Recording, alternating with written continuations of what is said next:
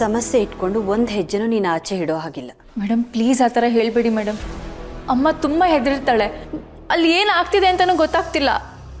ಅದಕ್ಕೆ pregnant madam, please. Mithila, ಯಾಕೆ ಹೀಗಾಡ್ತಿದ್ಯಾ? ಹೌದು ಸಸ್, ಇವಳೀಗ ಅಲ್ಲಿಗೆ ಹೋದರೆ ಸಮಸ್ಯೆ ಏನಾದರೂ ಸಾಲ್ವ್ ಆಗುತ್ತಾ? ಇಲ್ವಲ್ಲ. ಸಮಸ್ಯೆ ಇದೆ ಅಂತ ಗೊತ್ತಿದ್ರು ಹೋಗಬೇಡ ಅಂತ ಹೇಳ್ತಾ ಇದ್ದೀರಾ.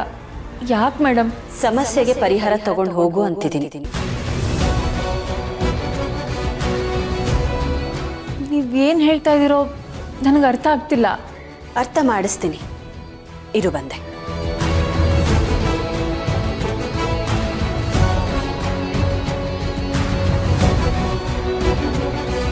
ಮಲ್ಲಿ, ಆರ್ ಯು ಶ್ಯೂರ್? ನೀನು ಅಲ್ಲಿಗೆ ಹೋದರೆ ಅಲ್ಲಿರೋ ಸಮಸ್ಯೆ ಪರಿಹಾರ ಆಗುತ್ತಾ? ಸಮಸ್ಯೆಗೆ ಪರಿಹಾರ ಯಾರಿಂದ ಸಿಗುತ್ತೋ ಅವ್ರ ಹತ್ರನೇ ಹೋಗಬೇಕು.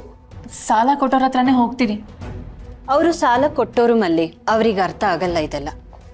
ಅರ್ಥ ಆಗೋದು ಇದೊಂದೇ.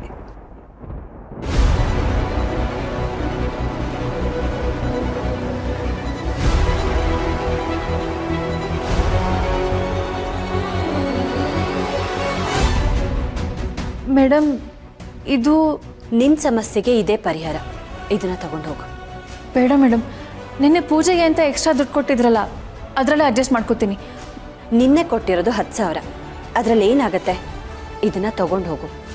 ಕಷ್ಟದಲ್ಲಿರೋದು ನಿಮ್ಮಮ್ಮ, ನಿಮ್ಮ ಅತ್ತಿಗೆ. ಅವ್ರಿನ್ನೂ ಕಷ್ಟದಲ್ಲಿ ಬೀಳೋ ಹಾಗೆ ಮಾಡಬೇಡ. ಹೋಗು. ಮೇಡಮ್, ಆದರೂ ಮಲ್ಲಿ, ಇದು ನನ್ನ ರಿಕ್ವೆಸ್ಟ್ ಅಲ್ಲ, ಆರ್ಡರ್. ಸುಮ್ಮನೆ ಇದನ್ನು ತಗೊಂಡು ಹೋಗು. ಹೋಗು.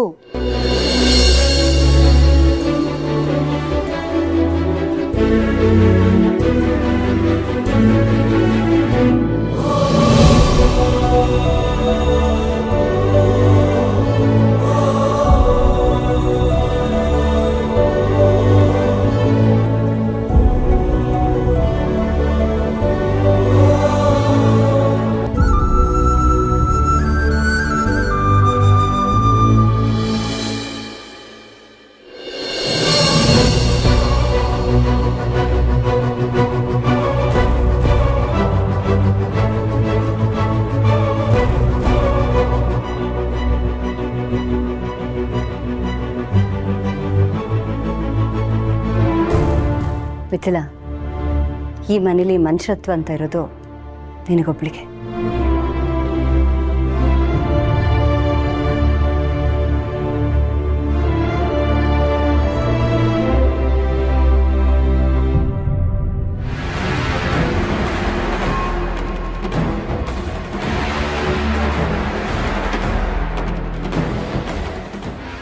ಇಂಥ ಒಳ್ಳೆ ಮೇಡಮ್ ಬಗ್ಗೆ ನಾನೇ ತಪ್ಪಾಗಿ ತಿಳ್ಕೊಂಡಿದ್ನಲ್ಲ.